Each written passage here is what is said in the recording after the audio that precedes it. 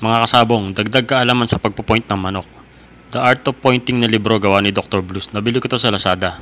Marami tayong mapupulot dito, bigyan kita ng sample. Pointing feed, yung last 3 days before the fight, ganito ang pinapakain nila. Kanin para sa carbohydrates at dagdag moisture. Pasas, carbohydrates pa rin pero mas madali siyang tunawin tsaka may B vitamins. At evaporated milk para source ng animal protein. Yang tatlo na yan ang pinaghahalo as pointing feed last 3 days before the fight. Buti nakabili ako ng ganitong libro. Ang pointing pala ay ginagawa bago ang laban. Dati kasi kami ng mga kumpare ko, nagpo-pointing kami pagkatapos ng laban. Pag natalo yung manok namin. Bakit mo inulot doon ang laki nun? Nahuli ka ng bitaw naunahan tuloy. Hasa-hasa yung tari mo.